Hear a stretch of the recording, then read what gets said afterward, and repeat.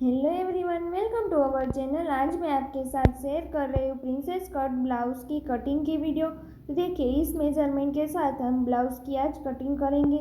यहाँ पर ब्लाउज़ की लंबाई है 15 इंच, शोल्डर है यहाँ पर 14 इंच, आर्म होल यहाँ पर 13 इंच है, चेस्ट है 32 इंच, कमर है 26 इंच की, नेक की चौड़ाई 2 इंच रखेंगे। नेक डीप यहाँ पर फ्रंट 5 इंच है, बैक नेक डीप यहाँ पर 10.5 इंच है। देखिए, step by step easy way ही आज हम ब्लाउज़ की कटिंग सीखेंगे।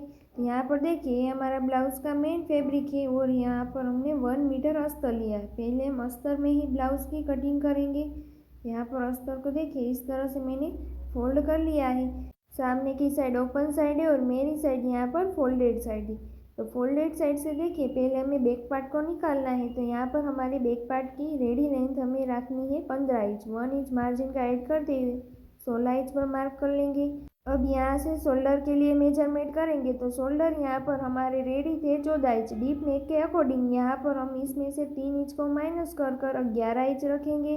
11 इंच को 2 से डिवाइड करेंगे तो यहाँ पर हमारा आ जाएगा 5.5 इंच। अब देखिए, यहाँ पर हमने जितने शोल्डर रखे उतने ही हम आर्म होल लेंगे। तो यहाँ पर 5.5 इंच पर हम आर्म होल के लिए मार्किंग कर लेंगे। अब यहाँ से हमें चेस्ट के लिए मेजरमेंट करना है। तो चेस्ट है यहाँ पर 32 इंच, उसको 4 से डिवाइड करेंगे तो आ जाएगा 8 इंच। तो 8 इंच तक इस तरह से लाइन बनाएंगे। अब यहाँ से हम कमर के लिए मेजरमेंट करेंगे। तो कमर यहाँ पर है 26 इंच, उसको 4 से डिवाइड करेंगे तो यहाँ पर आ जाएगा 6.5 इंच प्लस 1 इंच। यहाँ पर हमें बैक पार्ट में टक्स के लिए ऐड करना है तो 1 इंच पर मार्क करेंगे। टोटल यहाँ पर 7.5 इंच पर मार्क कर इस तरह से लाइन बनाएंगे। अब देखिए, इस लाइन से आगे से यहाँ पर 2 इंच या आप 2.5 इंच 1.5 इंच जितना मार्जिन रखना चाहते हैं उतना रख सकते हैं। मैं यहाँ पर 2 इंच मार्जिन का ऐड कर रही हूँ। इस तरह से यहाँ पर भी लाइन बनाएंगी। अब यहाँ पर आर्म होल का शेप देने के लिए देखिए, इस तरह से हमें 1.5 इंच पर मार्क कर लेना है और यहाँ पर ऊपर से इस तरह से मेजर करके उसका आधा करना है और यहाँ से इस तरह से हमें गोलाई दे देनी है। देखिए, इस तरह से हमने आर्म होल का शेप बना लेना है। अब यहाँ पर नेक के लिए मेजरमेंट करेंगे तो नेक की चौड़ाई हम रखेंगे 2 इंच और यहाँ पर इस तरह से 2 इंच पर मार्क करेंगे। और यहाँ पर देखिए, बैक नेक डीप हमारा 10.5 इंच का था तो हम 10.5 इंच पर मार्क कर लेंगे। नीचे से यहाँ पर हमें नेक की चौड़ाई बढ़ा लेनी हो तो हम बढ़ा सकते हैं। तो यहाँ पर देखिए, मैं नीचे से 3 इंच पर मार्क कर इस तरह से लाइन बना दे रही हूँ।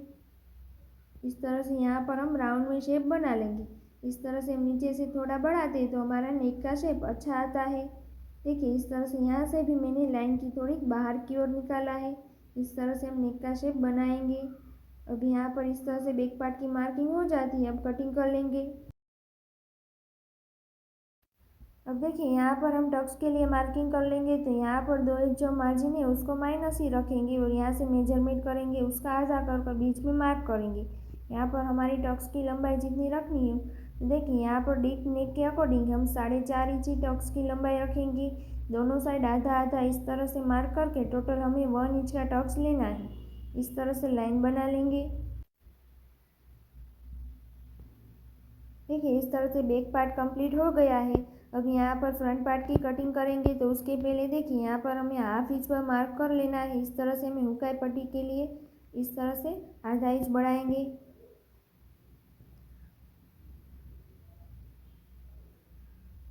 अब देखिए, इस लाइन की इस साइड से हमें बैक पार्ट को रख लेना है। तो बैक पार्ट की जो नेक वाला पार्ट है उसको हमें इस तरह से लाइन वाली साइड रखेंगे। अब यहाँ से चारों साइड से हमें मार्किंग कर देनी है।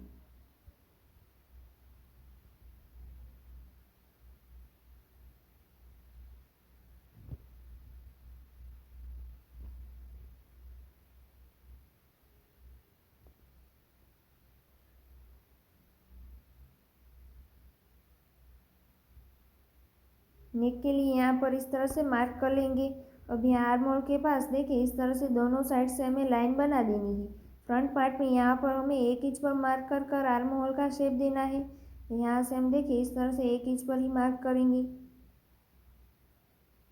इस तरह से गोलाई दे देंगे। अब यहाँ पर नेक की चौड़ाई जितनी थी उतनी ही हमारी फ्रंट पार्ट में रहेगी और फ्रंट नेक डीप यहाँ पर हमारे 5 इंच था तो हम 5 इंच पर मार्क कर लेंगे।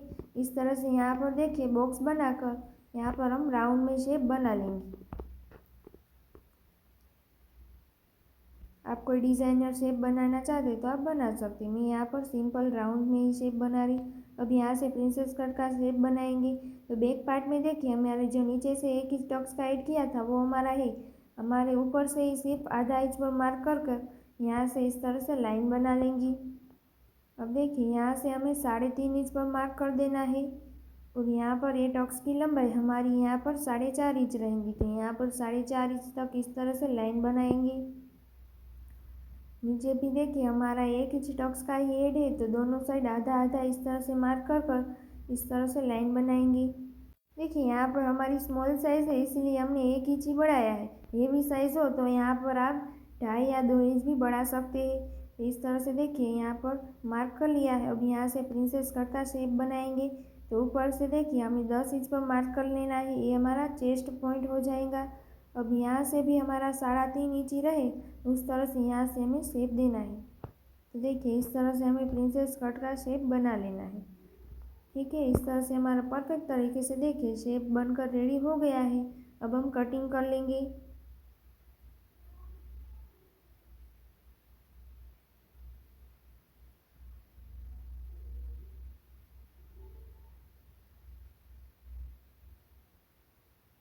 देखिए तो इस तरह से हमने कटिंग कर लिया है। यहाँ पर अब इस तरह से छोटा सा कट लगाएंगे।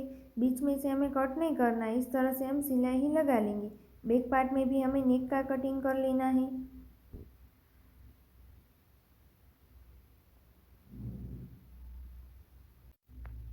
देखिए तो यहाँ पर हम नीचे से चौड़ाई बढ़ाते हैं तो इस तरह से हमारा नेक का शेप आ जाता है। अब यहाँ पर हमें स्लीव का कटिंग कर लेना है। तो जो हमारा बचा हुआ फैब्रिक है उसको मैंने ले लिया है। उसको यहाँ से इस तरह से हम 4 फोल्ड कर लेंगे। यहाँ पर स्लीव की जितनी हमें रेडी लंबाई चाहिए उतनी हमारी नहीं हो पा रही। यहाँ पर मुझे रेडी चाहिए 11 इंच, 1 इंच मार्जिन का ऐड कर दिए 12 इंच चाहिए। तो यहाँ पर फैब्रिक कम है।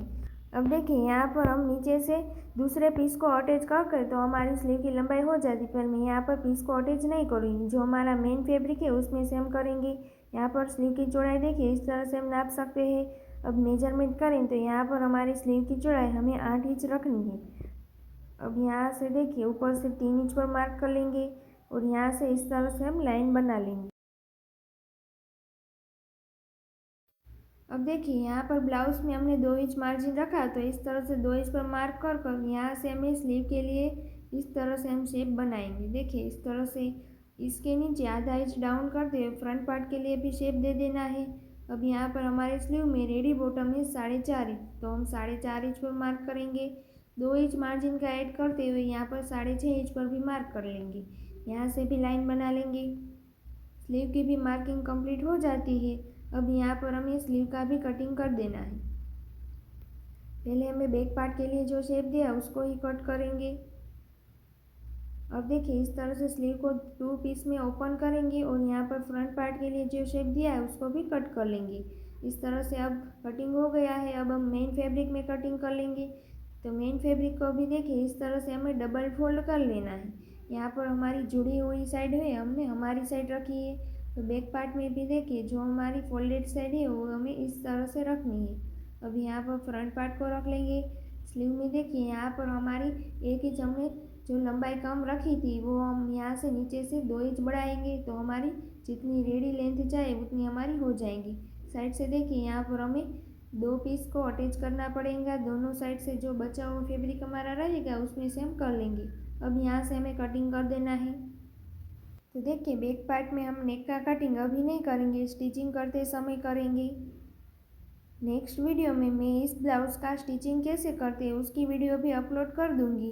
अगर आप देखना चाहें तो देख सकते हैं। उसमें आपको पता चल जाएगा कि यहाँ पर हमें स्लीव को किस तरीके से स्टिच करना है।